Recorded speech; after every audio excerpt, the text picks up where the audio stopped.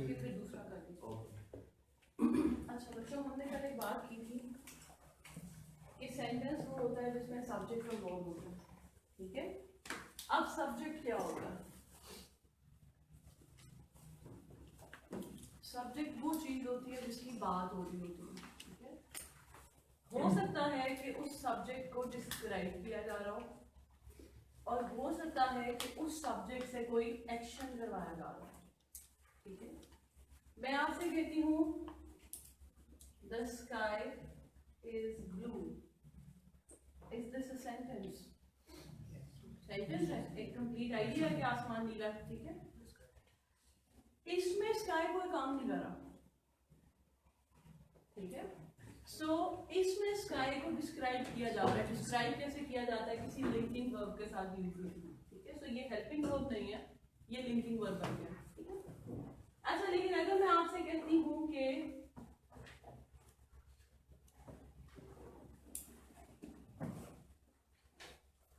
they are going out of station, who are going out of station? they, इसमें दे को describe किया जा रहा है या दे से कोई काम कराया जा रहा है, ठीक है। अच्छा, ये भी तो हो सकता था मैं कहती दे आर स्टूडेंट्स, इसमें दे कोई काम नहीं कर रहा, दे को डिस्क्राइब किया जा रहा है। अच्छा, अब इन दोनों जुमलों के अंदर फर्क क्या पड़ा? फर्क ये पड़ा कि यहाँ पे हमारे पास एक्शन वर्ब है, ठीक है। तो जब मैंने आपसे कहा कि सेंटेंस में हो सकता है कि सब्जेक्ट को डिस्क्राइब करो और हो सकता है कि सब्जेक्ट से कोई एक्शन करवाया जा रहा हो, तो हमारे पास वर्ब्स भी दो तरह के हैं, वो जो एक्शन वर्ब्स हैं और वो जो बीइंग वर्ब्स हैं। अगर इज एम आर, अच्छा लास्ट रो ये यहाँ तक नजर आ रहा है? नहीं नजर आ रहा है यहाँ तक? अच्छा ओके, आपके आगे मेरे ख्याल किसी का सर आ रहा होगा, आप इधर भी आ सकते हो, इधर फ्रंट पे भी एक चेयर है, ठीक है। इस लाइन से नीचे मैं वैसे लिखूंगी नहीं क्योंकि मेरा ख्याल है वहां से नजर नहीं आया, ठीक है। इधर दरम्यान में भी एक जगह, वो तीसरी लाइन में। अच्छा, हमारे पास जब इज एम आर अकेला होता है तो हम कहते हैं कि ये बीइंग वर्ब है। मुख्तलिफ किताबों में आपको मुख्तलिफ नाम मिलेंगे, ठीक है। सो ये बीइंग वर्ब भी है और ये लिंकिंग वर्ब भी है, ठीक है। ये हेल्पिंग वर्ब नहीं है। ये हेल्पिंग वर्ब तब होगा when it is helping someone, ठीक है। जब ये अकेला होगा तो ये हेल्पिंग वर्ब नहीं है। इस जुमले के अंदर आर जो है वो आपका हेल्पिंग वर्ब है। जुमला चेंज हुआ तो उसका नाम चेंज हो गया, दैट्स द ओनली थिंग, ठीक है। हमें जिस चीज पे ध्यान देना है वो ये है कि ये दोनों जुमले जो कि एक्शन वर्ब के बगैर आए हैं ये डिस्क्राइब कर रहे हैं, ठीक है। यहाँ पे स्काई को डिस्क्राइब किया जा रहा है और यहाँ पे दे को डिस्क्राइब किया जा रहा है, जबकि दरमियान वाले जुमले में हमारे पास जो सब्जेक्ट आया उससे काम करवाया जा रहा है। काम करवाने के लिए जो चीज मैंडेटरी है वो है एक्शन वर्ब। एक्शन वर्ब कौन से होते हैं? जिनकी फॉर्म्स होती है डिफरेंट, ठीक है। सो हमारे सामने वर्ब की फर्स्ट फॉर्म, सेकंड फॉर्म और थर्ड फॉर्म आती है। वो लिंकिंग वर्ब की भी होती है, इज, एम, आर, प्रेजेंट हो गए, वाज, वर, विल, शेल, लेकिन वो तो कांस्टेंट है ना। ऐसा तो नहीं है कि प्रिपेयर की तरह उसमें सेकंड और थर्ड हर लफ्ज की अलग-अलग आ रही है, वो कांस्टेंट में आ जाती है, ठीक है। सो सब्जेक्ट वो होता है जिसकी बात की जा रही होती है, ठीक है। सब्जेक्ट हमारे लिए इसलिए इंपॉर्टेंट होता है कि बहुत कम जुमले, जैसे कल मैंने आपके सामने वो कमांड सेंटेंस बनाया था कि मेक अ सेंटेंस और make a precis of the following और राइट एन एसे। वो जो कमांड सेंटेंस होता है उस सेंटेंस के अंदर सिर्फ सब्जेक्ट नहीं होता, बाकी हर जुमले में सब्जेक्ट होता है, and subject is the most important thing. So if you want to show off anything to the examiner that I am a good candidate, I deserve to be passed, you have to show that your subject is strong. अब बच्चों में एक common misconception ये होती है कि when they are preparing they believe that they are not supposed to work on their sentence, they are supposed to work on their vocabulary. Vocabulary is important, लेकिन vocabulary से आप एग्जामिनर को Impress नहीं कर सकते, क्योंकि वोकैबुलरी मतलब you just need a word. तो स्टाइल क्या होता है? स्टाइल ये होता है कि आपको सेंस हो कि उस लफ्ज के साथ जस्टिस कैसे करनी है। ये तो नहीं हो सकता ना कि बहुत बड़ा वर्ड आपने लगाया हुआ है थके हुए कमजोर से जुमले के अंदर जिससे उसका बोझ भी नहीं उठाया जा रहा, इट वोंट मेक सेंस। ठीक है, आपने एग्जामिनर को इम्प्रेस करना होता है अच्छे सब्जेक्ट के साथ, तो आप अपने सब्जेक्ट में वेरिएशन लाते हैं, आप अपने बेस्ट जुमले बनाते हैं इंट्रोडक्शन के अंदर, ठीक है, जो आप अपने एसे का इंट्रोडक्शन लिखते हैं, उसके बाद आप अपने टॉपिक सेंटेंस स्ट्रॉन्ग रखते हैं एसे के पेपर में। आपके प्रेसी वाले पेपर में यूजुअली पहले 2 जुमले जो होते हैं, उसमें पहले जुमले में वो आइडिया देता है, दूसरे जुमले में उसी आइडिया को रीराइट करता है। ठीक है, आपका काम ये होता है कि आपने पहला और दूसरा जुमला देख के उनको कंबाइन करके एक जुमला बनाना है। अब आपको जुमले की जितनी सेंस होगी उतनी ही वेरिएशन आपकी राइटिंग में आएगी, आपके लिए आसान हो जाएगा ना 2 जुमलों को मिक्स करना। अदरवाइज तो आपको समझ नहीं आएगी कि आप क्या करें। ऐसा तो नहीं हो सकता कि आधा जुमले इधर से उठाए आधा उधर से उठाए। लेकिन प्रेसिंग में it becomes more easier when you understand sentence, के भाई सेंटेंस लिखते कैसे हैं, इसकी मैकेनिक्स क्या है, स्ट्रक्चर क्या है। अच्छा, अभी मैंने आपके सामने 4 जुमले लिखे हैं। ही ईट्स, कंप्लीट है, खाता है, हल्का जुमला है, ठीक है, चीप सा है, उसकी कोई सिग्निफिकेंस नहीं है, but this sentence is complete. He takes, is it a sentence? No. He takes.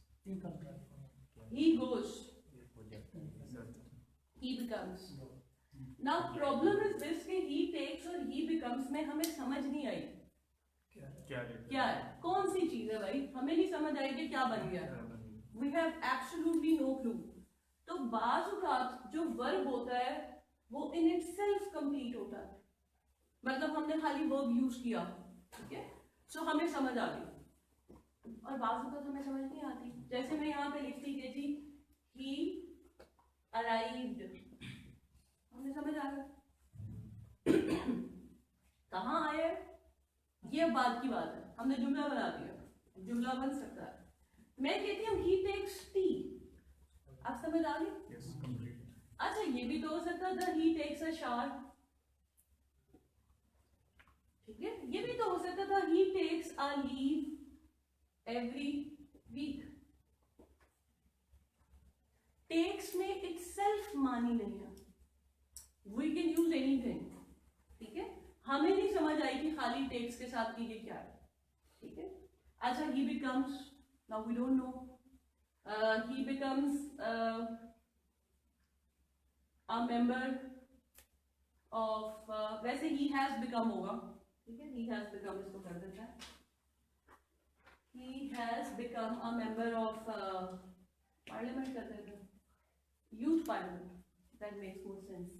अच्छा, और he has become a president, और क्या हो सकता है, CSP ये मैं सबसे पहले CSP लिखने लगी थी, फिर मैंने कहा वेट कर लूँ, कोई जुमला बना लेगा CSP से।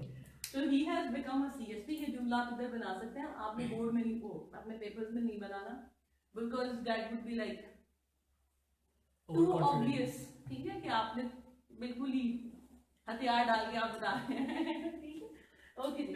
सो ही कैन बिकम एनीथिंग, जब तक हम वो चीज नहीं लिखेंगे हमें समझ नहीं आएगा। अब इसमें, इस वर्ब में, इस वर्ब में क्या फर्क है?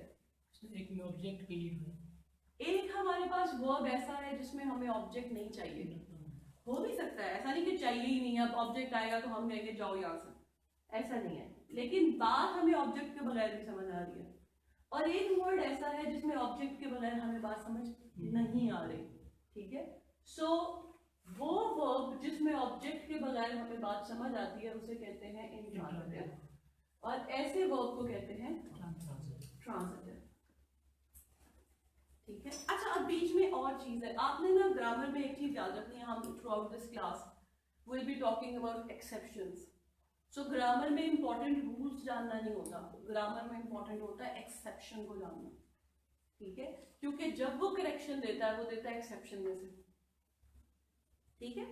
अब मैंने आपसे कहा कि वो जिसको ऑब्जेक्ट नहीं चाहिए होता वो इंट्रांजिटिव होता है, ठीक है। So we have transitive, we have intransitive, and then we have words who are both transitive and intransitive at the same time, ठीक है। सो वो हमारे पास मिडिल वे भी आ जाती है।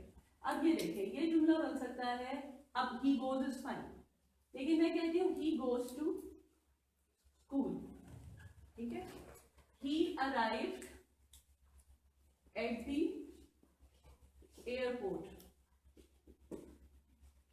ठीक है, अच्छा अब ये वाले दोनों जुमले आपको पता चल रहे हैं। ईट्स के साथ में कुछ लिखना चाहती हूँ। Let's say he eats biscuits. ठीक है जी। अब हमारे पास ऑब्जेक्ट ऑब्जेक्ट में भी फर्क होता है। ठीक है, फर्क कैसे होता है? ओके, सब्जेक्ट को ढूंढने के लिए हम जो काम करते हैं वो मैंने आपको नहीं बताया। सब्जेक्ट डिस्क्राइब होता है या एक्शन होता है। ठीक है, सो हमें कैसे पता चलता है कि जुमले में सब्जेक्ट क्या है? हम जुमले को चेंज करते हैं सवाल के अंदर। ठीक है, we make a question out of it और जो जवाब होता है वो सब्जेक्ट होता है। सो सब्जेक्ट बनाने के लिए हम हु या व्हाट लगाते हैं जुमले में। ठीक है, अच्छा आपसे तो इस तस्वीर लेनी है थोड़ी देर बाद। Yes ma'am, yes ma'am. ठीक है, अच्छा, who eats biscuits? Who eats biscuits? He हमारा जवाब है, ही इज द सब्जेक्ट। ठीक है, अभी ये सारे ही वाले जुमले बने हुए हैं ना, so we are not going to discuss it further. अभी वेरिएशन वाला जुमला लाते हैं, फिर देखते हैं। ही जो है वो हमारा सब्जेक्ट है। क्या काम कर रहा है भाई? खा रहा है। क्या खा रहा है? अब आप ये देखें कि ईट और बिस्किट के दरमियान में यहाँ पे प्रेपोजिशन नहीं आई, नहीं आई। ऐसे ऑब्जेक्ट को कहते हैं डायरेक्ट ऑब्जेक्ट। अच्छा, अगला जुमला देखें। He arrived. Who arrived at the airport? He ने क्या काम किया? कहाँ पहुंचा वो? एयरपोर्ट और अराइव के दरमियान में क्या है? preposition। प्रेपोजिशन। हम आर्टिकल की बात नहीं कर रहे, ये द की।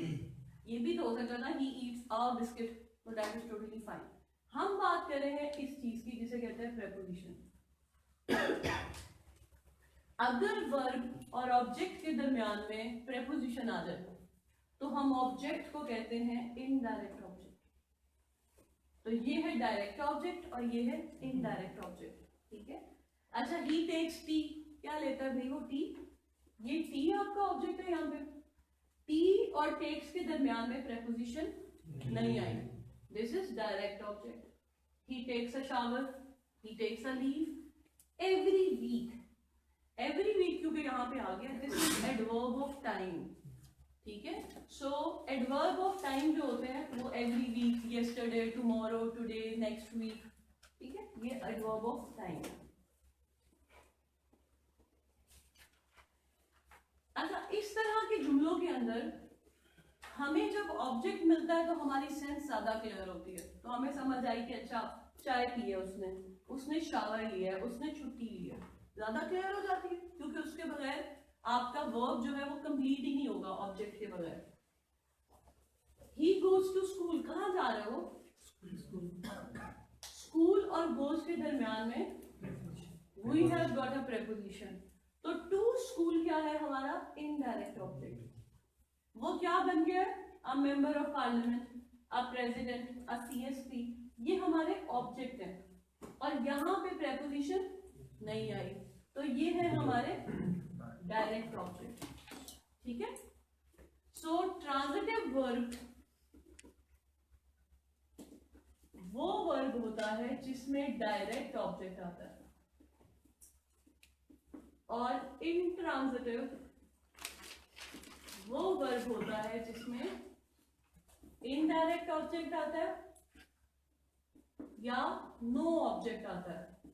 जैसे मैंने आपके सामने लिखा अराइव्ड, ही अराइव्ड, फुल स्टॉप, तो उसमें नो ऑब्जेक्ट था। ठीक है, सो नो ऑब्जेक्ट के लिए हम NO यूज करेंगे, इनडायरेक्ट ऑब्जेक्ट के लिए IO, और इसके लिए DO, डायरेक्ट ऑब्जेक्ट के लिए। ये एब्रीविएशन इसलिए मैंने रखी हुई है क्योंकि जब मैं आपको बाद में काम दूंगी तो फिर आप जो लिखेंगे मुझे समझ आएगा कि आप सही लिख रहे हैं या गलत। पूरा पूरा तो लिखा नहीं जा सकता। मैम, इनडायरेक्ट ऑब्जेक्ट हम ऐसे कह सकते हैं कि उसमें ऑब्जेक्ट है लेकिन एम्प्टी है या वो हिडन है, छुपा हुआ है। He arrived, we can understand that मतलब वो कहीं ना कहीं तो पहुंच गया है, मतलब ऑब्जेक्ट उसमें है। नहीं, ऑब्जेक्ट नहीं है, नहीं है उसमें। ये ऑब्जेक्ट नहीं है। लाइक जैसे वो एम्प्टी आर्टिकल्स होते हैं। नहीं, एम्प्टी की सेंस में तो है बट हिडन नहीं कह सकते ना। ऑलराइट, जैसे मेकअप रेसी वाले में हमने कहा था कि अंडरस्टूड सब्जेक्ट है, लेकिन हमारा ऑब्जेक्ट अंडरस्टूड नहीं होता। या हम उसको एम्प्टी नहीं कह सकते, it's not given over there, ठीक है। Alright, ma'am. एब्सेंट कह सकते हैं, एम्प्टी थोड़ा सा वर्ड की चॉइस गलत होगी। Fine. अच्छा, अब ये देखें कि ये सारे हैं जुमले, बट ये जुमले are equal to zero, they won't get you anything, they won't take you anywhere. Primarily number one problem क्या है, लुक एट द सब्जेक्ट ही। पेपर में जब आप जुमला बना रहे होंगे, ठीक है, उस जुमले में तो वो सही होता है या गलत होता है, लेकिन इंप्रेशन क्या होता है, अच्छा बच्चा क्या होता है, जिसका जुमला अच्छा होता है। तो 10 नंबर के सवाल के अंदर भी जब आप जुमला बनाएंगे तो आपने ही से ही बनाना, क्योंकि हमें पहली चीज जो सिखाई जाती थी वो क्या थी, नाउन प्रोनाउन के बारे में। पहले नाउन आता है, फिर प्रोनाउन आता है। तो आप जो ही बना रहे हैं, हाउ इज इट अंडरस्टूड कि आप जिस ही की बात कर रहे हैं उसका मुझे पता है, पहले मुझे नाम तो बता दें ही कौन है। तो आप मुझे बताएं कि Ali becomes something, Ali takes this, ठीक है। प्राइमरीली पहला काम आपका ये होना चाहिए कि आप बनाएंगे किसी नाउन से जुमला, भले किसी बंदे के नाम से बनाए। दूसरी बात ये कि इसमें जो सब्जेक्ट है वो बहुत वीक है। क्या है सब्जेक्ट वन वर्ड का, ठीक है, हमें कुछ नहीं पता उसके बारे में, चलो वो भी छोड़ दिया। जो वो काम कर रहा है वो क्या काम कर रहा है, ईट कर रहा है, अराइव कर रहा है, गो कर रहा है, ये कौन से वर्ब्स हैं, we don't use them anymore, ठीक है। so these are ideas, these are sentences, इनमें subject verb है, but these are bad sentences। तो मैंने आपसे कहा कि sentence वो होता है जिसमें complete idea होता है। मैम जैसे ईट्स जो है वो इंट्रांजिटिव वर्ब है, तो अपने साथ डायरेक्ट ऑब्जेक्ट लेगा ना। मैं एक्चुअली बताने लगी थी, वो जो मैंने बात की थी कि बाजू का हमारे पास वो होता है जो ट्रांजिटिव और इंट्रांजिटिव दोनों होता है। ईट्स इज दैट वर्ब कि जब वो ऑब्जेक्ट के बगैर आता है तो वो इंट्रांजिटिव है, ऑब्जेक्ट के बगैर जो आता है वो इंट्रांजिटिव है, लेकिन जब इसके साथ ऑब्जेक्ट आता है तो वो डायरेक्ट आता है। मैंने ये बात यहाँ पे इसलिए स्किप की कि मैंने मुश्किल ना होता है।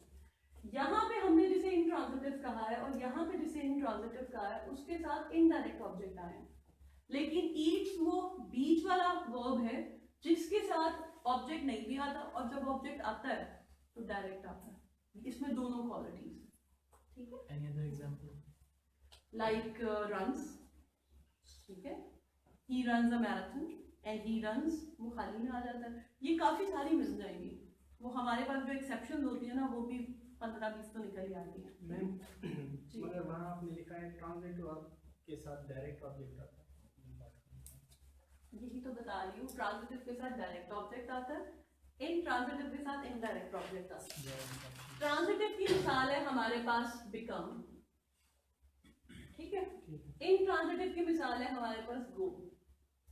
Then we have a word eat. हमने कहा कि इंट्रांजिटिव वो होता है जिसमें नो ऑब्जेक्ट आता है, तो ईट को हम विदाउट ऑब्जेक्ट लिख सकते हैं, इससे ये बन गया इंट्रांजिटिव। लेकिन अगर हमें ईट के साथ ऑब्जेक्ट लिखना हो, जैसे हमने गो के साथ लिखा था, तो हमने लिखा था टू स्कूल, ठीक है, अगर हमें ईट के साथ ऑब्जेक्ट लिखना हो तो वो डायरेक्ट ऑब्जेक्ट होगा। तो डायरेक्ट ऑब्जेक्ट जिसके साथ लगता है वो होता है ट्रांजिटिव वर्ब।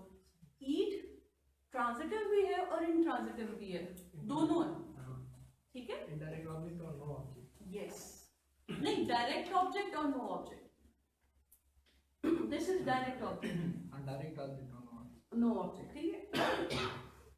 जिन बच्चों को नहीं समझ आई दैट इज टोटली फाइन, ठीक है। मैंने अभी इसलिए उसको नहीं टच किया था कि मुझे थोड़ा सा आइडिया था। मैम जैसे हम कहते हैं as we say he eats with the spoon, so we can't say he eats the spoon, so we need with, नहीं, he eats with a spoon, so with that is adverb phrase। वो क्या खा रहा है हमें ये नहीं पता, so with is an adverb।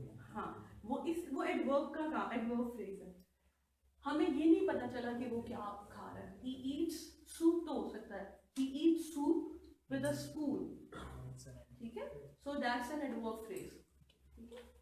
अच्छा, अब सेंटेंस वो होता है जिसमें कंप्लीट आइडिया होता है, लेकिन अच्छा सेंटेंस क्या होता है जिसमें डिटेल्ड आइडिया होता है। आपने अच्छा सेंटेंस बनाना है। अच्छा सेंटेंस वो होता है जिसे पढ़ने के बाद ना कोई शुबा ना रह जाए, जिसे पढ़ने के बाद ये ना हो कि भाई ये चीज मिसिंग है। एक कंप्लीट सेंस दे रहा होता है। कंप्लीट सेंस ऑब्जेक्ट से भी आती है, ठीक है। कंप्लीट सेंस एडजेक्टिव और एडवर्ब फ्रेजेस से भी आती है। अभी जैसे ये वाला जुमला बनाया, he eats soup with spoon, इसी को डिस्कस कर लेते हैं, ठीक है। नाउ दिस इज वीक, ठीक है। मैं कहती हूँ मैंने अच्छा जुमला बनाना है, तो मैं कहती हूँ Ali who is sick eat soup with a spoon. वैसे तो सभी सूप तो पीते ही स्पून के साथ, लेकिन बाद अलग जुमला बन गया है, सेंस के एतबार से जुमला इज करेक्ट। अच्छा जी, who eat soup with a spoon, that is our subject. Ali जुमले में काम क्या कर रहा है? हु इज सिक वाला काम कर रहा है या ईट्स कर रहा है? क्या खाता है?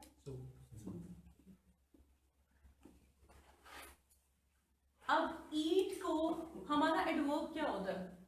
जो वर्ब को डिफाइन करता है, ठीक है। तो ईट को डिफाइन किया जा रहा है कि स्पून के साथ ईट कर रहा है, ये एडवर्ब का काम कर रहा है जुमले के अंदर, ठीक। ये क्या है? Who is sick, adjective. Primarily अभी हम स्ट्रक्चर की बात नहीं कर रहे। अली एक इंसान है, नाउन है। जो चीज नाउन को डिफाइन करती है उसे एडजेक्टिव कहते हैं। ये अली को डिफाइन कर रहा है, ये एडजेक्टिव है। हमने एडजेक्टिव और एडवर्ब जुमले में शामिल किया तो जुमले में मान ही ऐड हो गया, ठीक है। अभी इसको वैसे डिस्कस, अभी हमने वो जो बीच वाले थे, ट्रांजिटिव एंड ट्रांजिटिव वाले दोनों वाले, अभी हमने उसको डिस्कस नहीं किया because they knew already, so I mention, ठीक है। दूसरी बात ये कि यहाँ पे एक और चीज बता रही हूँ, आप में से कुछ बच्चों को पता होगी, बाजू बात कोई चीज लिखी होती है तो उसके बाद कॉमा आता है, कोई इंफॉर्मेशन होती है जो दो कॉमास में आ रही होती है, उस इंफॉर्मेशन को जो दो कॉमास में आती है उसको कहते हैं नॉन इसेंशियल इंफॉर्मेशन। जब आप अखबार पढ़ते हो तो अखबार में क्या होता है, आप एक जुमला पढ़ना शुरू करते हैं और उसको आपको समझ ही नहीं आती कि जुमला कहाँ से कहाँ चला गया, यू डोंट नो, कहीं से कहीं चला जाता है। 2-3 लाइनों के बाद जुमला खत्म होता है तो आपको समझ ही नहीं आती कि वो बात किस चीज की कर रहा था। असल में आपने देखना था सब्जेक्ट और वर्ब, तो सब्जेक्ट और वर्ब के दरमियान में फासला आ जाता है, तो आपको कंप्लीट आइडिया समझ ही नहीं आता।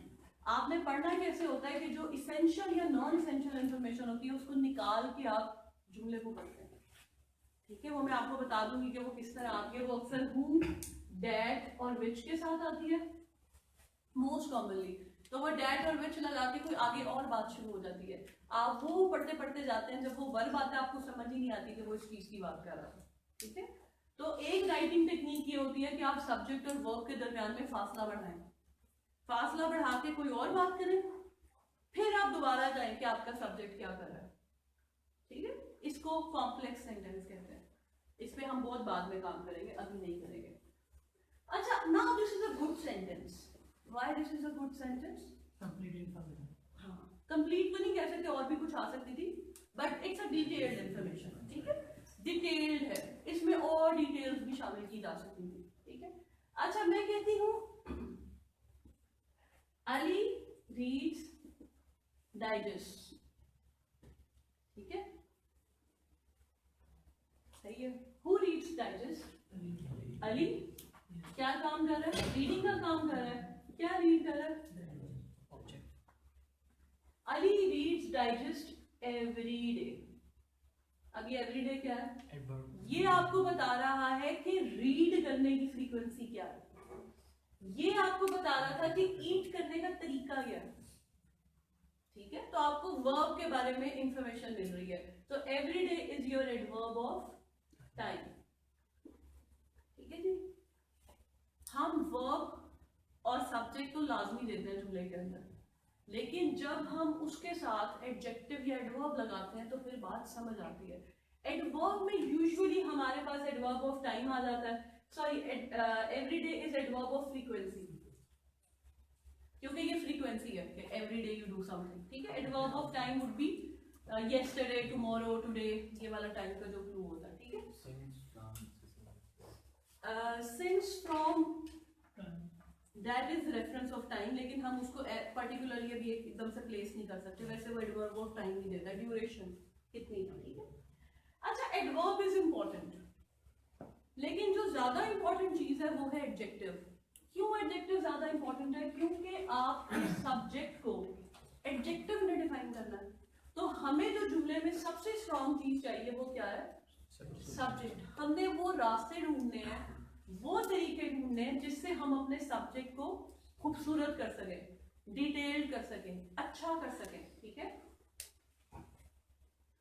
Ali, the CR is not coming these days. अब ये जो इंफॉर्मेशन है the CR, इससे आपको पता चल गया कि अली कौन सा है? Yes. ठीक है। अच्छा, फिर मैं कहती हूँ अली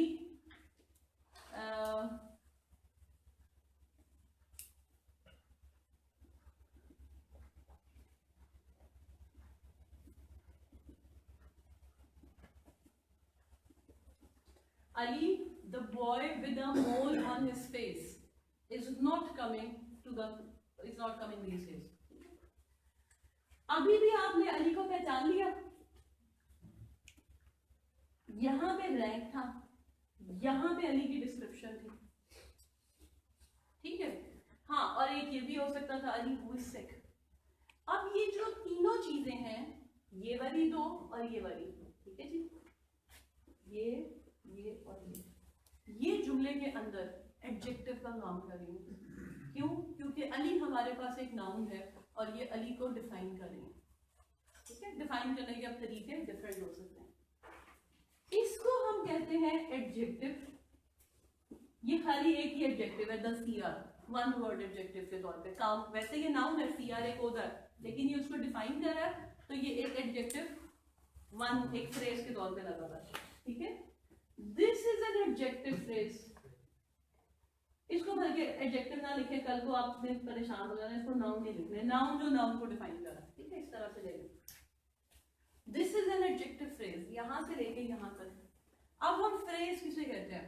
जैसे जुमला होता है ना जिसका मानी कंप्लीट होता है, उसी तरह फ्रेज होती है, लेकिन फ्रेज का मानी होता है अधूरा, पूरा मानी नहीं होता, पूरी सेंस कन्वे नहीं होती। ठीक है, फ्रेज जरूरी नहीं होती कि 2 लफ्जों की हो, 3, 4, 5, 6, 7, 8 लफ्जों की हो सकती है। It could be a little longer like this one, लेकिन फ्रेज जो होगी वो ऐसे ही शुरू हो रही होगी।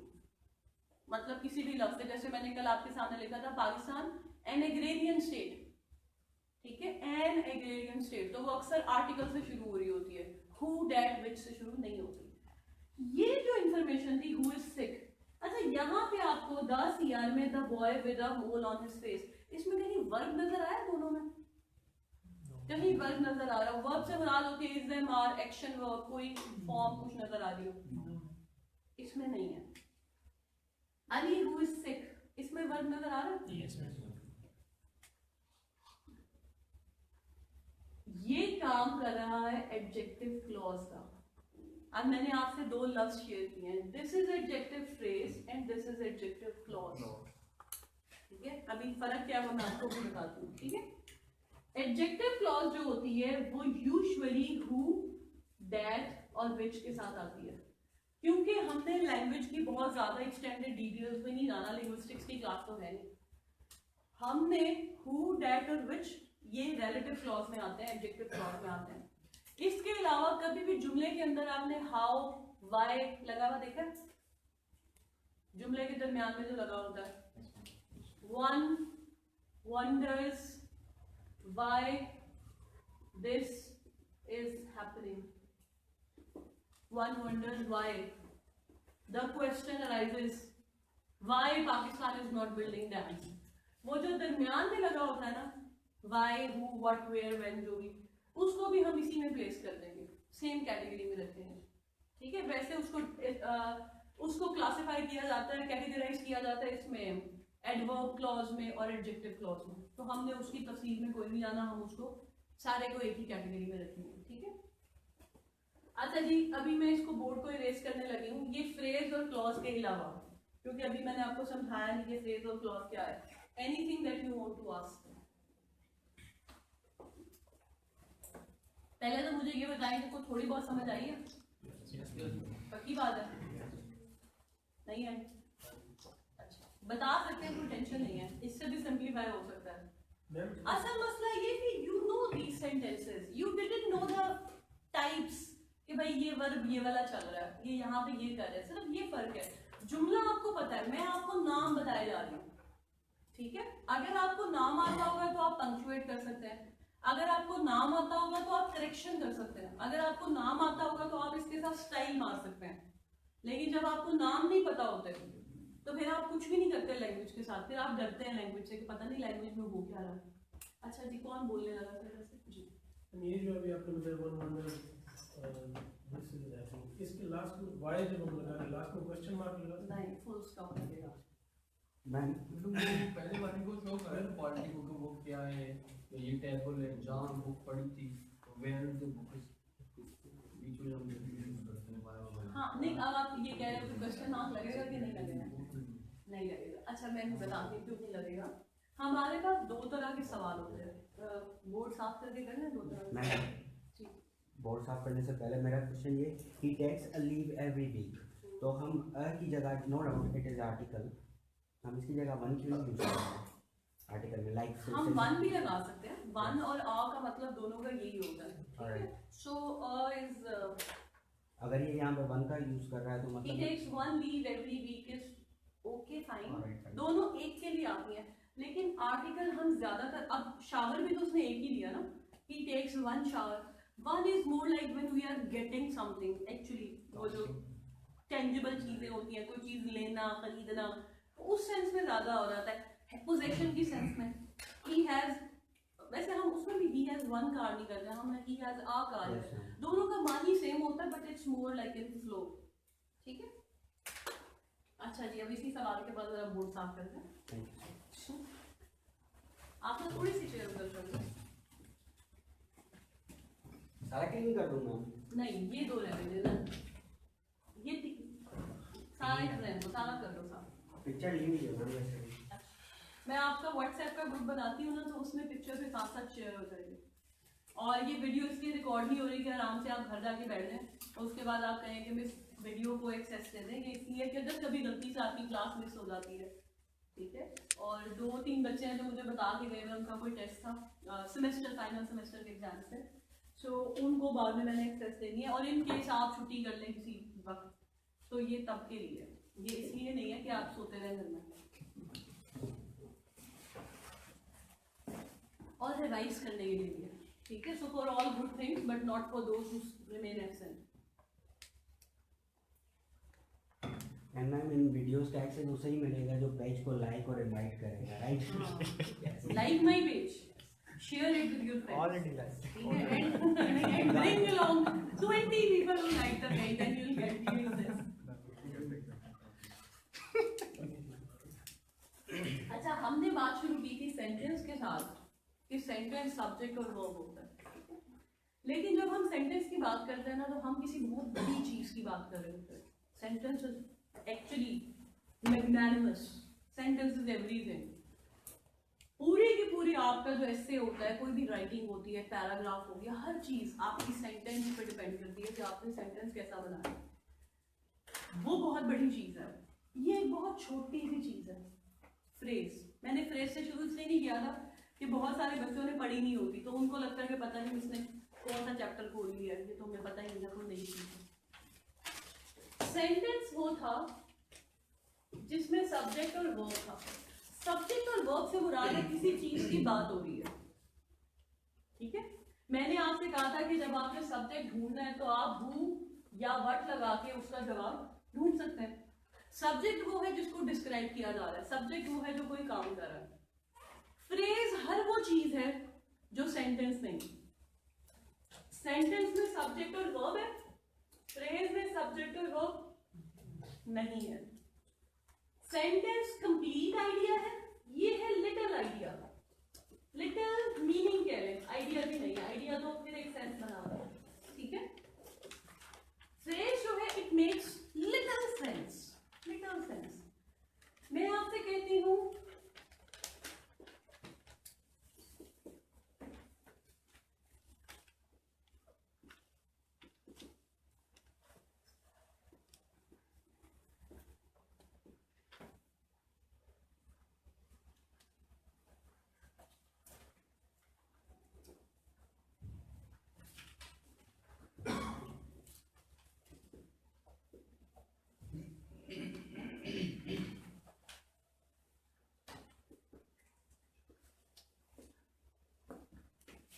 मैंने आपके सामने ये 4 चीजें लिखी हैं, एक तो भी आप इसके ऊपर जुमला बनाएंगे।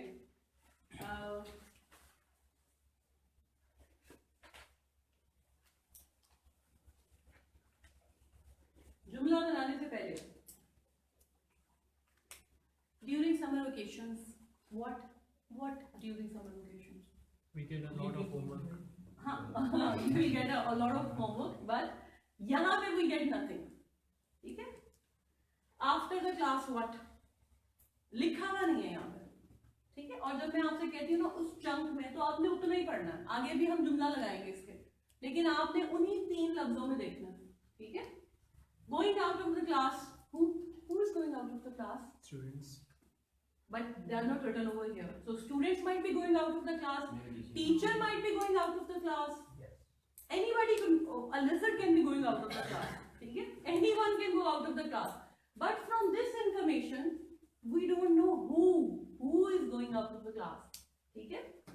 अच्छा, दूसरी बात है कि ये मैंने आपसे कहा कि सब्जेक्ट और वर्ब नहीं होता, तो ये तो मैंने आपको बता दिया कि who is going out of the class यहाँ पे नहीं लिखा कि कौन बंदा गया क्लास से बाहर। What about verb? गोइंग क्या है? वर्ब है ना, लेकिन ये वर्ब नहीं है। क्यों नहीं है? क्योंकि अगर ये वर्ब होता तो यहाँ पे इज लगा होता।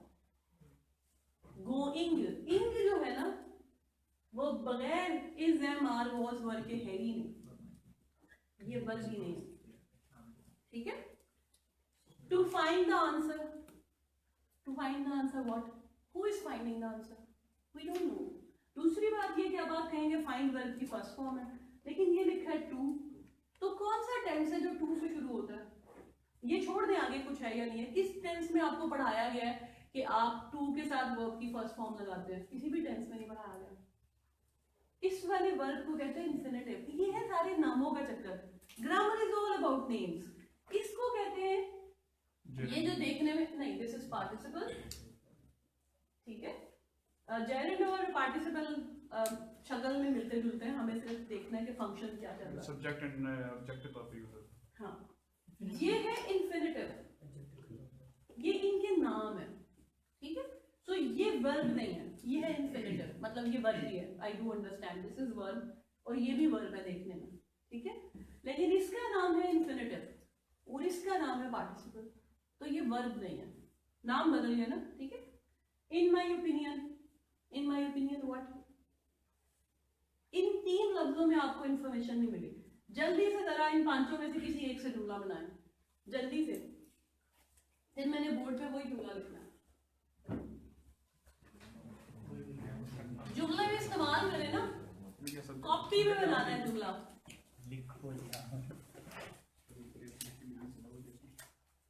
और अच्छा जुमला बनाना है। अच्छे से मुराद है give me some information.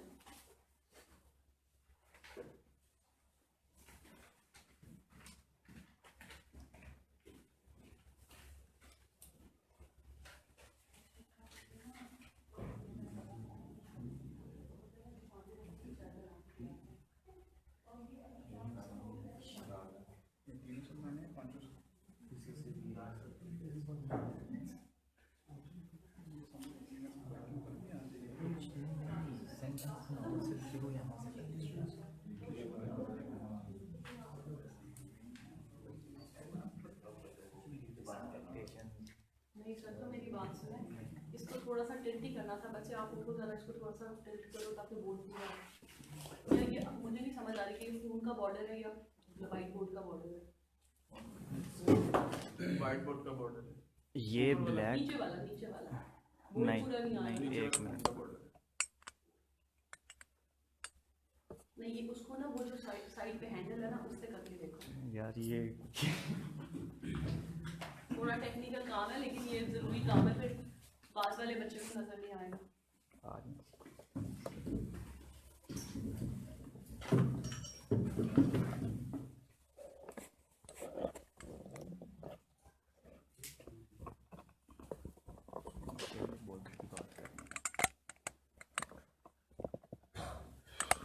Phone को सेंटर में रख के देखा आपने कि टेढ़ा आ रहा है सर बोर्ड। मैं वो पता गया।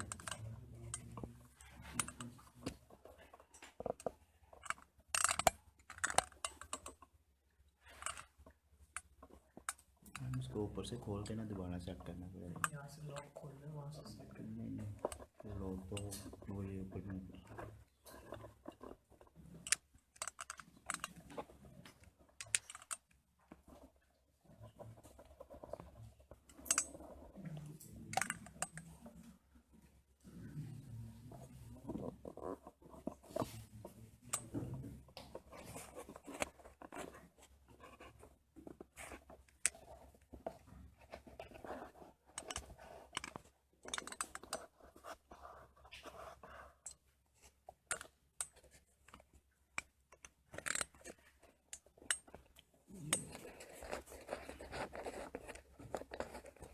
अच्छा जी, बना लिया किसी ने जुमला?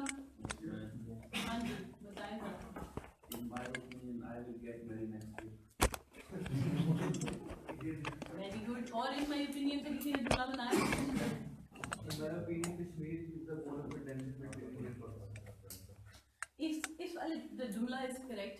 जब हम इन माय ओपिनियन अगर लिख ही रहे होते हैं ना, then you have to say something unique, because that is what everyone says. इसकी सेंस के हिसाब से बात करें, ठीक है? In my opinion, Kashmir is the jugular vein of Pakistan. The problem is the same, ठीक है? क्योंकि आप कह रहे हैं कि मेरे ओपिनियन में, तो आप वही कह रहे हैं जो कि एक कॉमन ओपिनियन है ना। Okay, okay. इसमें इन माय ओपिनियन नहीं होना चाहिए था। In my opinion, education plays a vital role in the development of a country. Okay fine. हाँ जी, In my opinion, accepting and respecting cultural diversity is नीचे से नहीं आ रहा। नहीं, नीचे तक लाना भी नहीं, सिर्फ नहीं कहाँ ये तो तक? पूरा आ रहा है। आ रहे हैं वहाँ पे? हाँ यहाँ से पूरा नहीं है, जहाँ तक आप देखते हैं वहाँ तक। वो ये नीचे वाला अच्छा, बॉर्डर मुझे नहीं बता है। दो कहाँ तक आ रहा है? मैं यहाँ तक आ इन रहा है। बस इन माय ओपिनियन तक कीजिए बिल्कुल। चलें, ओके, थैंक यू। हाँ जी, In my opinion, accepting and respecting cultural diversity only leads to national integrity. In my only opinion, की प्लेसमेंट गलत है, जुमला इज गुड। हाँ जी, in my opinion, the water crisis issue is going to be resolved after building the dams. Fine. In my opinion, America has taken a good decision to release artificial pilot as a peace gesture. Okay, you are right, but you are not supposed to use Imran Khan. ठीक है, that's the problem. ठीक है? अच्छा, अब पहली बात तो ये कि मैंने ये मैं ओपिनियन लिख दिया था, लेकिन आप सबका जुमला है गलत। क्यों गलत है? There are some non-native English expressions. Non-native, हम non-native English speakers है ना, हम native speakers तो है नहीं। हम कहते हैं in my opinion, और कोई नहीं कहता। ठीक है? ऐसा नहीं, मतलब ये नहीं कि आप लिखने से वो खुदा ना खास्ता आप फेल हो जाएंगे, but if you want to say what you think और व्हाट यू बिलीव, तो आप कहेंगे I think, I believe, as I perceive it, that would be the right expression. ठीक है? अच्छा, और इन माय ओपिनियन क्या बात है, हम एक प्रेस ही करेंगे 2017 वाली।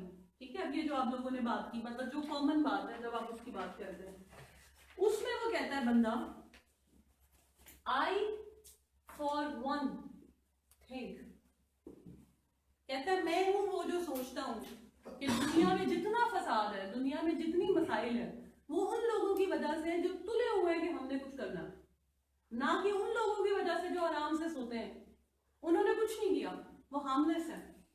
मसला उन लोगों के साथ है who are always doing something and they don't know when they should not be doing something। अब ये कितना हट के आइडिया, मतलब हम तो हरकत में बरकत ही समझते आए हैं, हम तो कहते हैं कि जो लोग कुछ कर रहे हैं वो बहुत अच्छे हैं और जो सो रहे हैं वो खोते हैं, लेकिन उसने आइडिया एक नया दिया। ठीक है? सो जब आप कोई बहुत हट के बात करते हैं तो आप अपने आप को लेकर आते हैं, क्योंकि फिर आपको बताना पड़ता है कि मैं हूँ वो महाशय जिसने ये बहुत अजीम आइडिया दिया। किसी को कोट करना पड़ता है ना, जब आइडिया बहुत हटके होता है तो आप कहते हैं, उसके लिए एक्सप्रेशन ऐसा होगा, I think, I believe, as I perceive it, in my opinion नहीं कहना। ठीक है? इसकी अभी से आदत डाल लें, कल को इंटरव्यू में आपसे कहे कि जी व्हाट डू यू थिंक, ठीक है, या इन, तो आप अब आगे से कहें इन my opinion. In my notion भी नहीं आएगा क्या, या वो है? नहीं आया। ये तो नोशन का वैसे ही यूज चीज नहीं है। अच्छा, मैंने I assume is fine. एक और हम पढ़ते हैं कि he was of the view, तो ये कैसे होगा? सही होगा? He was of the view, ये उसका ख्याल था ना, सही। ठीक है। हम किसी का कह सकते हैं in KK Aziz opinion, वैसे opinion is very weak, हम ये कहते हैं KK Aziz argues, opinion तो होता है बड़ा crude सा, मैं कहती हूँ I don't like Imran Khan, now that is my opinion, anyone can have any opinion, it's very weak, even the word opinion is very weak, and then this expression is wrong. opine use करते हैं इसकी जगह पे, you opine. नहीं opine का word तो use होता है, that is fine. Aziz KK Aziz opines, हाँ वहाँ पे ठीक होगा, ठीक है। यहाँ ऐसा लिख सकते हैं ना कि क्या is viewed at, viewed at. In KK Aziz view या KK Aziz views this situation, हाँ ठीक है। हाँ जी इधर से कोई, हमने opine ले, अच्छा ओके ठीक है। हम वो opine ले आते हैं, opinion is very weak, opinion is a noun, opine is a verb, ठीक है। दूसरी बात ये कि opinion itself is very weak, और in my opinion कोई चीज होता ही नहीं, मतलब how can you quote your own self, इसका भाई है वो दूसरा एक्सप्रेशन according to me, वो आपको कॉम्प्रीहेंशन में सवाल देता है, do you agree with the writer, आप आगे से कहते हैं according to me the writer is right, you are quoting yourself, ठीक है। That won't make sense, you can't according to your own self नहीं कर सकते, ठीक है। और in my opinion is very weak लिखने का मकसद ये है कि there are some things that you should avoid, so from now onwards whenever you are going to say something, say I believe, I think, and when you are a little doubtful, so I assume, as I perceive it is more like कि मैं student हूँ, but as I perceive this situation, I think that building dams is not the solution, particularly when the country is bent on building a dam on a fault line, ठीक है। So as I perceive it, this is wrong, ठीक है। So आप उसको अपना जरा वो layman वाला टच देते हैं कि मैं स्टूडेंट हूँ तो मेरा ऐसा ही थोड़ा, लेमैन तो गलत हो जाता है, layman is more like average बंदा जो पढ़ा लिखा ना भी हो तो चलता है, ठीक है। सो वो आप एक ग्रेजुएट वाली सेंस देते हैं। हाँ जी, इन माय ओपिनियन को तो हमने कर दिया क्रॉस, जुमले हो गए गलत। दूसरी बात ये in my opinion and according to me is informal. So formal और इनफॉर्मल का फर्क आपको पता होना चाहिए। मी एंड माई फ्रेंड्स, आपने फेसबुक पे तस्वीर लगा दी, ठीक है। नाउ इसमें this is correct informally, but this is wrong, there is no me, I and my friends. तो नेक्स्ट टाइम जब कैप्शन लगाए उसको सही लगाएं, ठीक है। So I and my friends. अच्छा जी, टू फाइंड द आंसर, हाँ जी, to find the answer, to find the answer नहीं, To find the answer, we must analyze the situation thoroughly.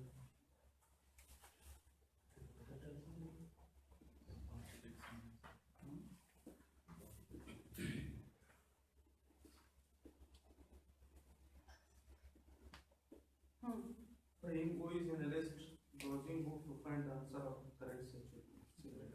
दोबारा, he Who is analyst browsing book to find answer of correct scenario. Good effort, good. बाजू का जब हम किसी लफ्ज का context change करते हैं ना, जैसे ब्राउज करना, तो वो हम यूज करते हैं वेब के लिए, ठीक है। जब हम किसी को उसके कॉन्टेक्स्ट से हटा के यूज करते हैं तो it gives such a good impression, ठीक है। लैंग्वेज में ये चीजें बड़ी मैटर करती हैं। इसी तरह अब उसने ब्राउजिंग का वर्ड यूज किया किताबों के लिए, दैट इज वेरी गुड, सादा सा जुमला, ठीक है। अच्छी बात, वैसे अच्छी बात यह है कि सादे से जुमले से मुराद है कि उसने वो फौरी तौर पे बैठ के वो इसेंशियल नॉन इसेंशियल लगा के बना दिया, लेकिन this is good and this is a common word. Munir Akram is a very good writer. Munir Akram क्या करता है, वो कहता है India wants to dam Pakistan's rivers. India wants to dam. Dam noun होता, उसने डैम को एज इंफिनिटिव यूज किया, एज अ वर्ब यूज किया। उसने ये नहीं लिखा कि इंडिया इज बिल्डिंग डैम्स, उसने कहा India wants to dam Pakistan river. ये इतनी सी चीज एग्जामिनर को बता देगी कि आपकी लैंग्वेज की ग्रिप कितनी है, प्रोफिशिएंसी कितनी है। And this is actually very important. You don't need verbose language, you just need style, और ये है style. This is also style. क्या आपने कहीं से लफ्ज उठाया, देन यू नो आपने ब्राउजिंग का इस्तेमाल ही बदल दिया, ठीक है। अच्छा जी, okay. Going out of the class, अभी तक जिसने ना बताया हो आप बताएं। मैंने दूसरा बनाया। ओके, बता दें। During summer vacation, the student went for an adventurous journey. During summer Okay, so the students went for an vacation. adventurous journey. Okay, good. हाँ जी।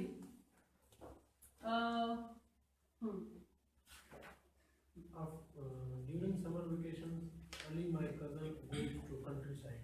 Okay, so the good thing is कि आप लोग उस चीज को already use करना शुरू हो गए। Ali, my cousin Goes to countryside. अच्छा, अब ये goes to कंट्री साइड नहीं हो सकता, goes to a country side और the country side. a country side का मतलब है किसी भी कंट्री साइड पे, किसी भी गांव में, ठीक है। और the कंट्री साइड का मतलब है लेट्स से हमारे गांव, ठीक है। हम जो जुमला बना रहे होते हैं या बात कर रहे होते हैं कभी भी, तो उसका मतलब ये होता है कि जिससे बात हो रही है, पेपर में लिख रहे हैं तो वो बंदा, किसी से बात कर रहे हैं तो वो बंदा, उसको पता है कि हम किसकी बात कर रहे हैं, ठीक है। तो फिर हम कहते हैं द, ठीक है। और अगर हम किसी की भी बात कर रहे हैं एनी, तो फिर हम कहते हैं अ। अच्छा जी, ये मुझे बताएं after the class. Ma'am, going out of the class, we should observe discipline. Okay, fine, good. After the class, attendance marked by the teacher. Attendance marked by the teacher. Attendance was marked. बड़ी crucial mistake, बड़ी सही वाली mistake हुई है, मतलब this is a common mistake. Define जरा। After the class, Attendance marked by the teacher.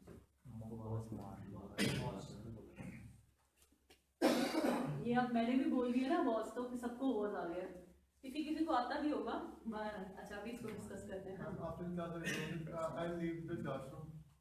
Okay, after the class I, अच्छा ये after the class I leave the classroom becomes more like a habit. I left the classroom, ठीक है। वो इस अभी हमने tenses discuss नहीं किए। इंडेफिनिट में ना हम हैबिट की बात कर रहे होते हैं, ठीक है। So after the class I leave the classroom, ये habit. I will leave the classroom. Okay, then that's fine. Going out of the class, Ali, the pessimistic student of the class, is the. Ali is my भाई and he is not pessimistic, ठीक है। But okay, ठीक है। The most pessimistic student in the class, ठीक है। जब आप इन दी class कह रहे हो ना, तो फिर उसको थोड़ा सा एडजेक्टिव की डिग्री लगा के हम सेट कर देते हैं। अच्छा, हाँ जी। After the class, I always revise the lecture. Good. After the class, I always take tea. You can. With biscuits. After the class, we submit the fee. Very good. Okay ji, so अच्छा अब ये देखिए कैसे context में बैठ के जुमले बन रहे हैं। This is what happens when you are making a précis. You have an idea in front of you, और फिर आपके उसी में से जुमले बन रहे होते हैं, ठीक है। उसी में रह के मसला वहां पे आके हो जाता है जब आप उसके जुमले में वेरिएशन नहीं ला सकते। Now all of you are playing with the idea, ठीक है। एक जगह पे फिट कर लिया, दूसरी जगह पे क्लास से रिलेटेड हो गया, अटेंडेंस से रिलेटेड हो गया, फीस से रिलेटेड हो गया, आप उस कॉन्टेक्स्ट में घूम रहे हैं। प्रेसी में जब आइडिया मुश्किल होता है तो आपके लिए मुश्किल हो जाता है उस आइडिया के साथ प्लेस करना, फिर आप उसके साथ स्टक हो जाते हैं, ठीक है। सो यू कांट डेविएट, आप उसी लैंग्वेज में घूमते रहते हैं, ठीक है। सो हमने वहां तक पहुंचना है जहां पे हम ऐसे ही प्रेसी वाले पैराग्राफ के साथ कर सकें। Going out of the class, When I entered into the class, the teacher was going out of the class. Because I was in it. when I Entered into the class, the teacher was going out of the class. Because I was in it. Okay, तो बड़ा complex जुमला हो गया। Going out of the class because I was late. I was late. Good sentence, लेकिन आपने going का वो इस्तेमाल नहीं किया जो रिक्वायर्ड था, but the sentence is good. हाँ जी। Ali is going out of the class to grab a cup of coffee. Acha, Ali is going. It is the same sentence. Ali is going out of the class to get a cup of coffee or grab. हाँ जी. Madam इसमें इन या into का problem नहीं sentences में. When I entered in the class, into the class, both are into और in जो होता है ना बाजू का into movement किया. जब हम एरिया की सेंस में बात कर रहे हैं तो both can work. ठीक है. कई जगह पे वो सिर्फ एक होता है, जैसे ऑफिस होता है ना उसमें move towards दोनों आते हैं. ठीक है. So ये entering is more like from a door type of something कि आप एक closed inclusion में आ रहे हैं. It's more like that sense वो देगा. ठीक है. So in भी आ सकता था, into भी आ सकता था, both are correct. ये सरफेस के साथ ताल्लुक है. But in can be used. Yes. हाँ जी. और कोई जुमला going out of the class वो कौन सा था एक जुमला आपका वाला ही था. Going out of the class, I excuse the teacher for some query. ये गलत हो गया. I excuse the teacher. Going out of the class, we should maintain discipline. हाँ. और I ask the teacher या I stop the teacher for an inquiry. ठीक है. Okay. So we should Observe or maintain discipline. observe discipline.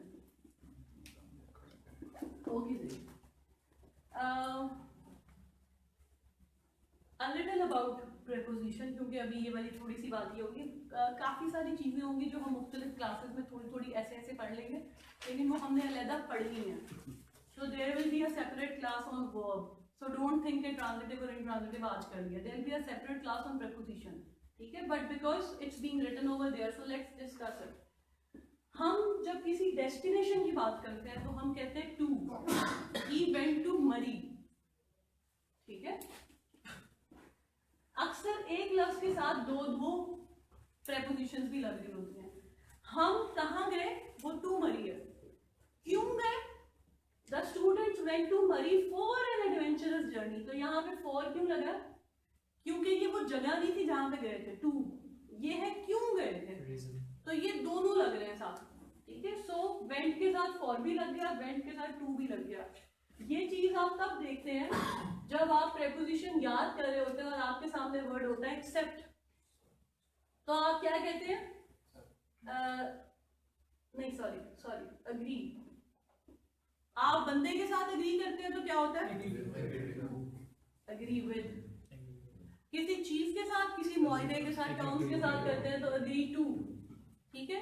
किसी चीज के ऊपर agree करते हैं, म्यूचुअल होती है ऑन.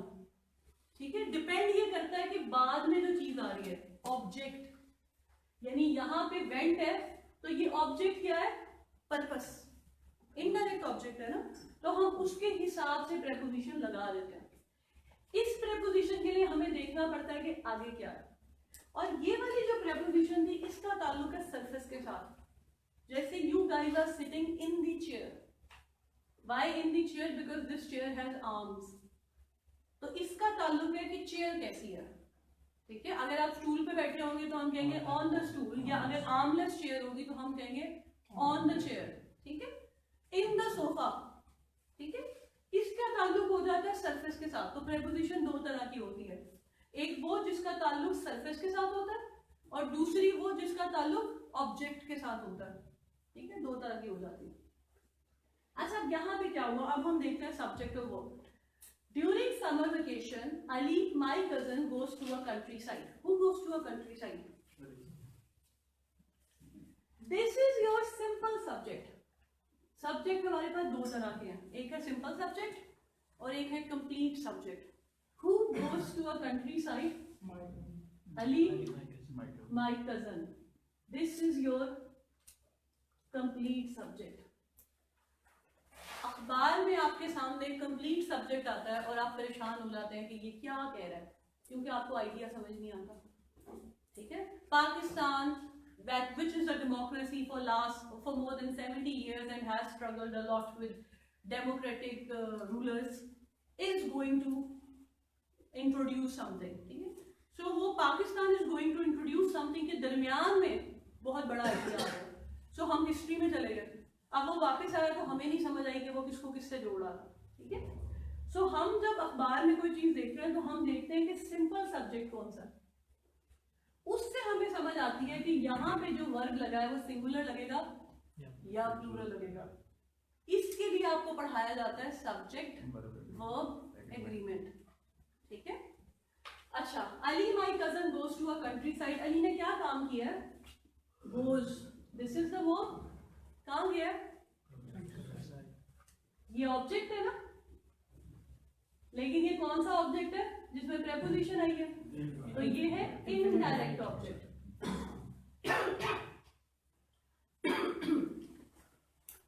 अगर हम ड्यूरिंग समर वेकेशन को निकाल दें तो भी जुमला मुकम्मल है। कोई फर्क तो नहीं पड़ा? नहीं पड़ा ना। अगर हम ड्यूरिंग समर वेकेशन को रख लें तो हमें थोड़ी बात ज्यादा समझ आ रही है, भाई कब गया, ठीक है। अच्छा, मैं कहती हूँ during summer vacation Ali my cousin goes to a country side with his class fellows, थोड़ी ज्यादा समझ आई। For 2 weeks with the permission of his parents. By road. Good. By road. Through motorway. All the friends were. बस जगह खत्म हो गई है। ये सारी फ्रेजेस हैं। Now just tell me one thing. उस जुमले को देखें और इस जुमले को देखें, फर्क पड़ गया जमीन आसमान का। This is a detailed sentence. Ali, my cousin, goes to a countryside with his class fellows for 2 weeks with the permission of his parents by road through motorway. हमने क्या किया?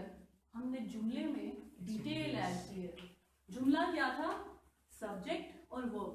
तो जुमला तो ये भी हो सकता था अली गोज, लेकिन Ali goes won't take you anywhere. I as an examiner need detail. Give me detail. भाई कहाँ गया है, क्यों गया, कब गया, किसके साथ गया, ये सारी डिटेल आप ऐड करते हैं फ्रेज के थ्रू। तो अच्छी अंग्रेजी का बहुत दफा कोई ताल्लुक नहीं होता सेंटेंस की टाइप के साथ, उसका ताल्लुक होता है फ्रेज के साथ। अब मैंने आपसे कहा ये सारी फ्रेजेस हैं, मुझे कैसे पता चला? फ्रेज की पहली टाइप है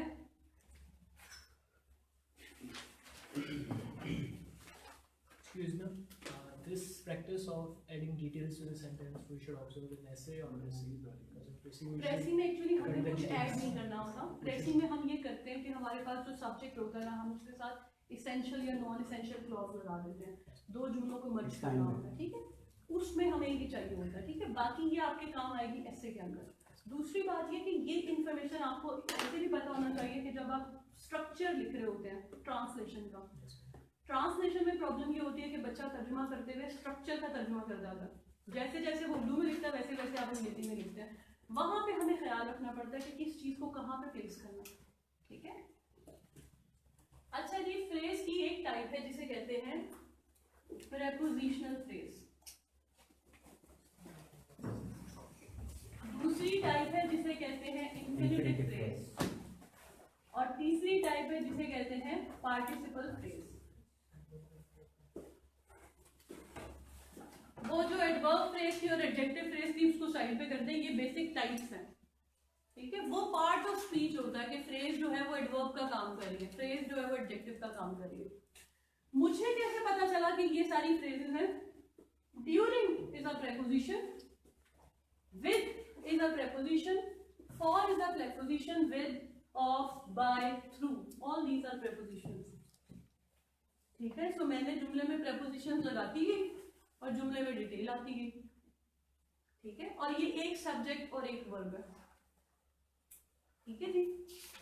सो that is the first type of phrase. अच्छा, दूसरी बात ये कि अगर आप कंफ्यूज ना हो तो फिर अभी बता रही हूँ, ये टू और कंट्री साइड जो है ये इनडायरेक्ट ऑब्जेक्ट भी है, ठीक है, और ये एक फ्रेज भी है, prepositional phrase. For an adventurous journey भी एक प्रेपोजिशनल फ्रेज है, यानी इसके दो नाम है। इसका नाम इनडायरेक्ट ऑब्जेक्ट भी है और इसका नाम प्रेपोजिशनल फ्रेज भी है। He arrived at the airport, eight the airport एक प्रेपोजिशनल फ्रेज भी है और eight the airport indirect object भी है, दोनों चीजें, ठीक है। After the class attendance marked by the teacher, इसमें गड़बड़ क्या हुई? This is a very common mistake. What was marked by the teacher? ये सब्जेक्ट है, ये वर्ब है। अटेंडेंस में खुद मार्क मार्क होने की सलाहियत नहीं है, नहीं है। अच्छा, लेकिन अगर इसमें सलाहियत ही नहीं थी तो हमें जुमला बनाना चाहिए था।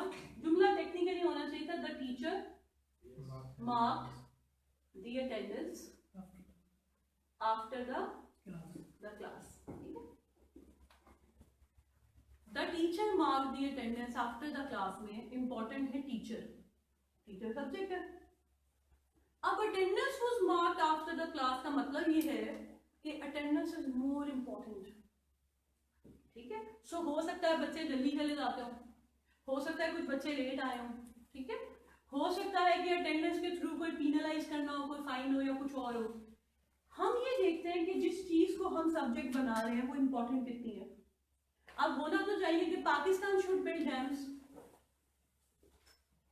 लेकिन Pakistan is not important. Important क्या है? Dams should be build by Pakistan.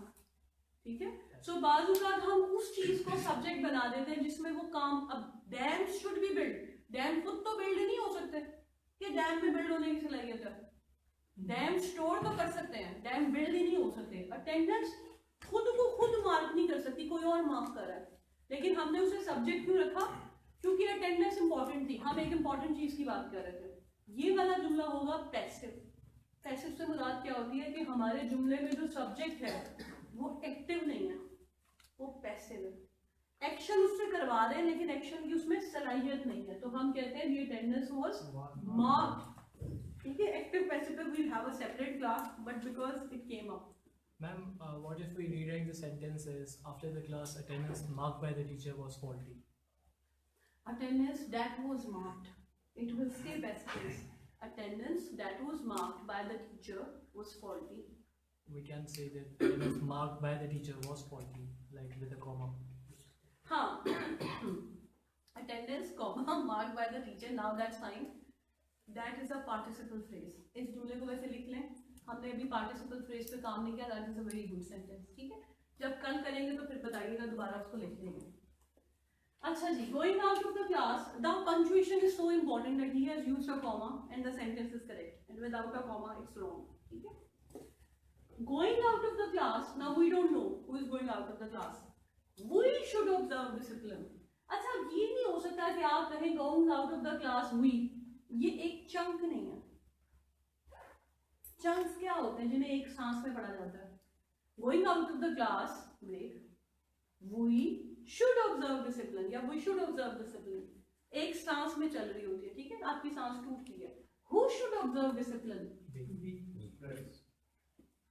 Verb से मुराद होती है टेंस, ये है हमारा टेंस, शुड ऑब्जर्व। हमारा टेंस गोइंग नहीं है। स्टूडेंट्स काम क्या कर रहे हैं? ऑब्जर्व कर रहे हैं। स्टूडेंट्स गोइंग नहीं कर रहे। Going out of the class describe कर रहा है कि स्टूडेंट्स की हालत क्या है जब वो डिसिप्लिन ऑब्जर्व कर रहे हैं। तो ये खूबी बन गई ना, हमें स्टूडेंट्स की हालत पता चल रही है, डिस्क्राइब कर रहा है, उसे मॉडिफाई कर रहा है। ठीक है, गोइंग आउट ऑफ को अगर हम बदल दें, हम कहते हैं coming to the class, coming in to the class, in to, because you are coming in an enclosure. ठीक है, coming in to the class the students observe discipline. अब इसमें स्टूडेंट्स के बारे में एडिशनल इंफॉर्मेशन क्या है? They are coming to the class, coming in to the class. ठीक है, सो हमें वो मॉडिफाई कर रहा है, स्टूडेंट्स काम सेम कर रहे हैं। हाँ, इसको चेंज कर सकते थे, जैसे यहाँ पे चेंज हुआ, when I entered the class the teacher was going out of the class. इसमें गोइंग जो है वो वर्ब है, इसमें गोइंग जो है वो पार्टिसिपल है। इस पे हम कल जरा ज्यादा तफसील से बात करेंगे। क्यों? क्योंकि इसके साथ ये टेंस नहीं है। जब टेंस नहीं होता तो हम कहते हैं कि ये पार्टिसिपल है। ठीक है, यहाँ पे टेंस है। टेंस कैसे बना है? हेल्पिंग वर्ब के साथ। ठीक है, ये हमारे लिए क्लू है। To find the answer we must analyse the situation thoroughly. अब इसमें वी जो है, जो हमारा सब्जेक्ट है, यहाँ पे भी कॉमा और यहाँ पे भी कॉमा, अभी लगाती जाऊंगी। We are not discussing punctuation at the moment. अच्छा, वी जो है वो इस जुमले के अंदर एनालाइज कर रहे हैं या फाइंड कर रहे हैं? एनालाइज कर रहे हैं। टू फाइंड द आंसर जो है ये पर्पस है एनालाइज करने का, लेकिन ये काम नहीं हो रहा। ठीक है, या तो ये होता ना we must find the answer, तो हम कहते हैं जुमले में फाइंड का काम हो रहा है। जुमले में फाइंड का काम नहीं हो रहा, जुमले में क्या काम हो रहा है? एनालाइज का। ठीक है, एनालिसिस चल रहा है। क्या था आगे? ओके, इन माय ओपिनियन तो हमने खत्म कर दिया था। अच्छा जी, बताएं कोई सवाल। वैसे तो बहुत सारे सवाल ऐसे भी लिख सकते हैं ना, we को फ्रंट से ले आके कॉमा लगा के to find the answer must analyze the good, वो भी कर सकते हैं। कमांड और पोजीशन के साथ आ जाएगा। हमने टू फाइंड द आंसर को as non essential clause use कर लिया। ठीक है, that is totally fine, that is good. वो एसेंशियल में चला जाएगा ना, नहीं, नॉन एसेंशियल। जब we को आगे रखेंगे तो। Okay, to find the answer जो है ना, वो we को डिस्क्राइब नहीं कर रहा, वो वर्ब को डिस्क्राइब कर रहा है। ठीक है, अगर वो we को डिस्क्राइब कर रहा होता तो फिर हम कहते हैं कि ये इसेंशियल हो सकता है। ठीक है, वैसे ये नॉन एसेंशियल है। दूसरी बात ये कि जो चीज कॉमा के अंदर आती है ना, दो कॉमास में, वो होती है नॉन एसेंशियल, और इसेंशियल इंफॉर्मेशन जो होती है ना, वो हमेशा कॉमे के बगैर आती है। अभी क्योंकि हमने रिलेटिव क्लॉज पढ़ी नहीं ना, इसलिए हम इस पर भी बात नहीं कर सकते। ठीक है, अच्छा जी, और कुछ बताएं? इससे परेशान होने की जरूरत नहीं है। ठीक है, थोड़ा सा अगर आप राइटिंग को आज तक आप कंस्ट्रक्शन के हिसाब से चलते आए हैं, what we are doing is deconstructing language. तो हमारे सामने एक जुमला दिया हुआ है, हम उसे ब्रेक डाउन कर रहे हैं। ब्रेक डाउन किस में कर रहे हैं? सब्जेक्ट प्लस वर्ब में। कुछ बच्चे होते हैं जिन्होंने बहुत सारी किताबें पढ़ी होती हैं, उनका ऑटोमेटिकली एक एक्सप्रेशन डेवलप हो जाता है, उनका ऑटोमेटिकली वो अच्छा लिख लेते हैं। फिर कुछ बच्चे होते हैं जिन्होंने नहीं पढ़ी होती, उल्टी पुल्टी किताबें पढ़ ली, ठीक है, या अंग्रेजी में मेहनत नहीं ज्यादा की होती, बैकग्राउंड मैटर्स अ लॉट। अब इस स्टेज पर आके उन्हें रैशनली कॉन्शियसली खुद ब्रेक डाउन करना पड़ता है। And you guys are sensible enough. शुरू में थोड़ा सा आपको मुश्किल लगेगा, हफ्ते की practice is more than enough. ठीक है, जिसमें आपको समझ आ जाएगी कि लिखा कैसे जाता है। इस हफ्ते हम नहीं करेंगे, नेक्स्ट वीक में मैं आपको जो पहली क्लास करवाऊंगी, that would be on Friday, हम अखबार का एक आर्टिकल इधर प्रोजेक्टर पे खोल के उसको ब्रेक डाउन करेंगे सब्जेक्ट वर्ब में, वर्ब कैसा है, उससे आपको समझ आएगी और आपको अंदाजा होगा कि किसी भी लिखी हुई चीज को पढ़ना कितना आसान होता है। ठीक है, उसी से आपकी प्रेसी निकलती है, सब कुछ निकलता है। तब तक आपने ये काम करना है खुद। ठीक है, काम आपका ये है कि कल आपने आज जाके आपने अखबार में से कोई भी आर्टिकल कॉलम निकालना है, न्यूज स्टोरी नहीं निकालनी। It could be editorial, it could be a column, it could be a feature. उसमें आपने पूरे में सब्जेक्ट वर्ब ढूंढना। सब्जेक्ट आप कैसे ढूंढेंगे? आपके सामने जुमला बना हुआ है, जुमले को सवाल बनाए, जुमले में हु लगाए या व्हाट लगाए। इससे आपको पता क्या चलता है? इससे आपको आइडिया होगा कि लिखने वाला लिखता कैसे है, सब्जेक्ट को कैसे चेंज करता है, सब्जेक्ट को कैसे मैनिपुलेट करता है। अखबार की राइटिंग अच्छी राइटिंग क्यों होती है? क्योंकि उसका सब्जेक्ट स्ट्रॉन्ग होता है। आपको अपने राइटिंग में सब्जेक्ट को स्ट्रॉन्ग करना है, पहले दूसरे के लिखे हुए में देखें, फिर अपनी राइटिंग में लिखें। ठीक है, दूसरी बात ये कि एक तो आप आर्टिकल में ढूंढ के लाएंगे सब्जेक्ट और वर्ब, आर्टिकल को आप अखबार में से काट के लेकर आ सकते हैं। वैसे वो बिल्कुल अभी आप गलत भी करेंगे तो दैट्स टोटली फाइन। अगर आपको हर जुमले में लगे कि सब्जेक्ट वर्ब 5-5, 6-6 आ रहे हैं तो भी ठीक है, पॉइंट आउट करें। ठीक है, दूसरी बात ये कि आपने एक पैराग्राफ लिखना है। व्हाट इज पाकिस्तान, ये ऊपर आपका टाइटल होगा और नीचे फिर आप शुरू करेंगे कि Pakistan is, that could be Pakistan का रकबा, दैट कुड बी पाकिस्तान के लोग, that could be Pakistan economy, democracy, anything, but I need a positive paragraph about Pakistan. Positive होना चाहिए, ये नहीं लिखना Pakistan is a failed democracy, missing person भी नहीं लिखना। ठीक है, एंड सजेस्टेड मैम कोई असाइनमेंट आई मीन रीडिंग अभी नहीं दूंगी, ग्रामर की book I will recommend from tomorrow, लेकिन अभी उसमें से करना कुछ नहीं है। सो हाँ, Wren Martin high school English grammar,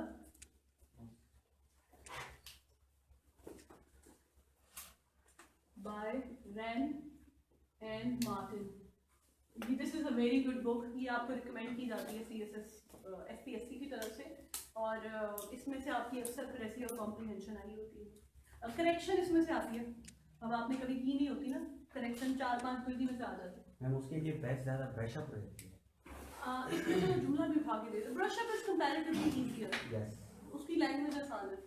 इसकी फर्स्ट एक्सरसाइज है सब्जेक्ट वर्ब की, वो भी करके देखो, बुक पढ़ी हुई है ठीक है? वो बुक आपके, हाँ ये वाली हाई ऊपर करके दिखा देगा। This is your high school English grammar, it comes with a की, तो 100 रुपए की की भी आती है इसकी, उससे फायदा होता है। मेरे दौर में तो जब मैं स्टूडेंट थी तो 100 रुपए की आती थी, तब ये 250 रुपए की आती थी। रेमंड मर्फी की भी एक बुक है, उसके बारे में क्या है? बहुत आसान है, इजी है, ठीक है? इसके साथ की का फायदा ये होता है कि आप अपने जवाब खुद ही फौरन चेक कर लेते हैं। इसकी पहली एक्सरसाइज, ठीक है, वो आपने करनी है। वैसे ये किताब डाउनलोड भी हो जाती है, आई बिलीव कि डाउनलोडेड किताब के ऊपर काम नहीं हो सकता, तो जब तक किताब गंदी नहीं होती ना, उसको पढ़ने का हक नहीं अदा होगा। तो जब आप CSP बन जाएंगे तब महंगी महंगी किताबें लेके उसको अपनी लाइब्रेरी में, पर्सनल लाइब्रेरी में, पर्सनल कलेक्शन में सजा लीजिएगा। अभी जो किताबें आपके पास है उनको गंदा कर लें फुल, ठीक है? तो उससे आपको समझ ज़्यादा आ रही होती है और फिर आपके नोट्स बन रहे होते हैं। Any question? No question, give me a 5 minutes break, फिर हम ऐसे की क्लास शुरू करते हैं। तो ऐसी वाली क्लास के लिए आपके 2 काम हैं। एक काम ये है कि आप अखबार में सब्जेक्ट और वर्ब ढूंढेंगे, और दूसरा काम है you are suppose to give me 1 paragraph, और बराए मेहरबानी सर से काम नहीं उतारना कि मेरे मुंह पे लाके मारेंगे मिस ये 4 लाइनों का paragraph, it should be substantial, ठीक है? सो आप पाकिस्तान को डिस्क्राइब करें, गिव मी समथिंग सब्सटेंशियल। ये काम आपको तब मदद करेगा जब आप पेपर में बैठे होंगे तो आप मुझे दुआएं देंगे कि मैंने किसी टाइम पाकिस्तान को डिस्क्राइब करा दिया था। मैम एडिटोरियल आप ही कोई सिलेक्ट करके बता दें ताकि सारी कंसिस्टेंसी हो जाए पूरी क्लास में, और SSP कर लें आप सबको। मैंने एक्चुअली सब्जेक्ट वर्ब पे असेस करना ही नहीं है क्योंकि वो गलत ही होना है, ठीक है? फिर भी एक असेसमेंट हो जाएगा। ये कौन सा अखबार है? निकाले जरा इसमें से एडिटोरियल, अभी कर लेते हैं। आज सैटरडे है, तो सैटरडे में बस 5 मिनट के बाद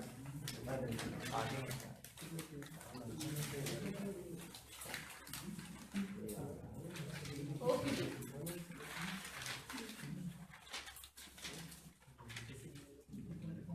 मोस्ट कंफ्यूजन ये होती है कि सब्जेक्ट कभी मतलब होता नहीं है, ऑब्जेक्ट ही होते हैं, सब्जेक्ट ऑब्जेक्ट आ रहे होते हैं। वो नजर का फर्क है, होता है सब कुछ है। ओके जी, RSPs अंडर थ्रेट।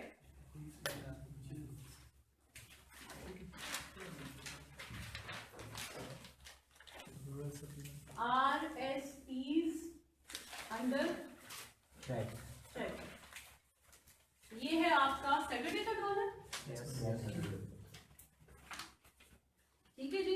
इस पे आपने सब्जेक्ट वर्ब और ऑब्जेक्ट में कहना भूल गई थी। हो सकता है ऑब्जेक्ट हो सकता है ऑब्जेक्ट ना हो सकता है डायरेक्ट हो सकता है इनडायरेक्ट हो।